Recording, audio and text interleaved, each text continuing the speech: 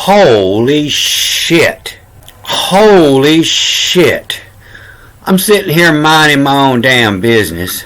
You know, if you've been watching my channel, I live right here on the highway. You can tell by the noise. Right across the street, I got a gas station with a big lit up sign shows the fuel prices. And so I know I haven't been wanting to go anywhere for a while now. When I bought my truck, I got a big heavy diesel because I do heavy duty work. And when I bought it, diesel fuel was half the price of gasoline. Half the price. And it slowly crawled up to the same, and then it's above now. Costs more than premium. So I've known I haven't wanted to go anywhere for a while when I look at that fuel price. All I gotta do is look out the window. You know, I don't even answer the phone. It's cheaper to stay home than to go to work. There's a lot of people saying that now. They can't afford the fuel to go to work. So I'm sitting here minding my own business. In fact, I was fixing to do a video, and I was writing some notes. You know, I never do. I always just go off the top of my head. But I was writing some notes because I wanted to make sure I didn't forget anything in here. And so my brother calls, and he's out in Austin. His son's pitching with the minor leagues out there. He had to go watch him play ball, and he's got an emergency. His daughter's here, and she's locked out of the house with the baby, and so I had to go get on the man lift and crawl up on the roof to get up in her house. And I haven't been anywhere for a while, so I figure I better stop and put some fuel in my truck. You know, my gas gauge always says it's full, but I don't. I zero out the miles every time I fill it up, and I fill it all the way to the top, and I know after 260 miles it's time to fill it up again, and that way I can watch my fuel mileage. I figure it up every time I get fuel. I write down that number, and then I top it off, and I divide the gallons in there, and I can keep an eye on how my truck's running. I know when it's running bad. I know I need to look at something, you know, to get better fuel mileage. So I haven't been anywhere in a while, so I thought I better put some fuel in it. And I pull up to the pump, and I stick it in, and I squeeze the button, and just as soon as I look up, it's already at $10. And by the time I turn it loose, it went up to 20 just that fast. I ain't got 4 gallons of fuel for $20. So that the number one enemy of the people is ignorance. And that's why this is all going down right now. Because, you know, they kind of like us ignorant, but they can't deal with our ignorance. We do stupid things. But they don't want us to be smart, because then they can't use us the way they do. You know, the number one enemy of the government is the freedom of information on the internet. You know, they thought it was going to be a good thing. They thought the internet would be a good so they could keep tabs on all of us. But they didn't realize, you know, that some people were smart enough that they were going to use the internet to dig into some of their secrets. You know, people were going to figure out that their vote really doesn't matter. It's just a scam to make you feel like you're part of it. You know, they give you a choice, one of their two people. Then when somebody gets in there that's not one of their people, it totally screws up the plan. You know, they're scrubbing the internet. There used to be a famous old quote from Barbara Bush: when the people find out, they're going to run us up the street with sticks and stones. And you can't find that anymore.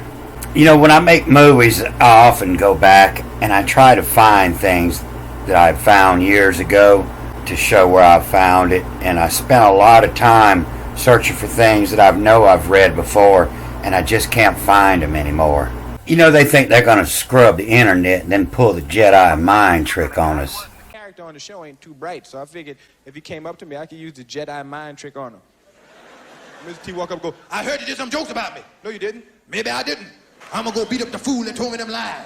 You know, we have all the information. We know it went down.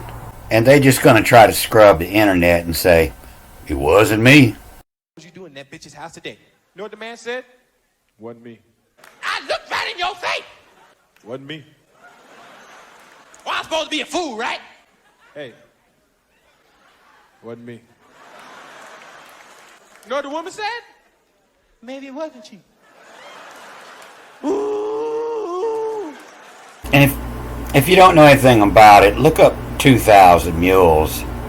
We have put together, I think, the most extensive and inclusive voter fraud organization in the history of American politics.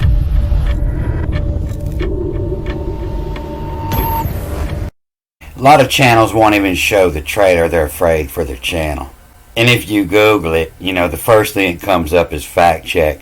And that's enough proof for me right there. Fact check, looked into it. I know they're trying to hide something that's true. So you're not going to be able to find it on YouTube. You're going to have to go to a BitChute to find it. If you want to start a channel, this would be a good place to start one. You know, it says feel free to download it. And you're going to get your first lick if you put it on YouTube. They're definitely going to hit your channel. But you might get 1,000 views the first hour it's up if you can keep it up that long. I know when I was investigating a lot of that fake news, I could get thousands of views in just an hour on a video before they would take it down. But I look at Facebook and I see, you know, the same people complaining about this. They see these videos, they think they're cool, and they share them. And, you know, yeah, it might look cool when you're a kid, but all you're doing is destroying the river. This is what they're trying to stop. They're trying to stop people having extra money to do stupid things. You're destroying fish habitat. If you want to go for a ride on the river, get a boat. You know, it's all too cool, but when you repost these videos, you're just encouraging people to keep doing this. You know, I say a lot of things that people don't like, and I know I do. And, you know, I don't care. I'm not trying to be popular. I'm trying to inform the truth, you know. And, you know, this is a good one here. You know, the dinosaurs missed the boat. You got to get out of your old ways. The things that we thought were cool when we were younger, it's just not cool anymore. The planet's getting overpopulated, and we don't have to get rid of the people. We just have to smarten the people up. We have to find enjoyment in creating instead of destroying. And that's why I do what I do, you know. They got this language twisted where, you know, it's on the first page of the Bible that God made the male and female, and he told them to multiply, grow and multiply before you got educated. And that's a crock. It doesn't say that. Everybody thinks it's their job to just go out and multiply and create babies. No, you pretty much need to educate yourself first. You know, this word, be fruitful, you know, this is Peru. And Peru is the Egyptian word for your third house. You don't multiply and fill the earth until you got your third house. If you don't think that Moses writ Egyptian, you're not real bright. The guy they claim that wrote this was just raised up as the Pharaoh's son, the Egyptian Pharaoh's son. And this book is in ancient Egyptian, a.k.a. Coptic, a.k.a. United States. The same people running.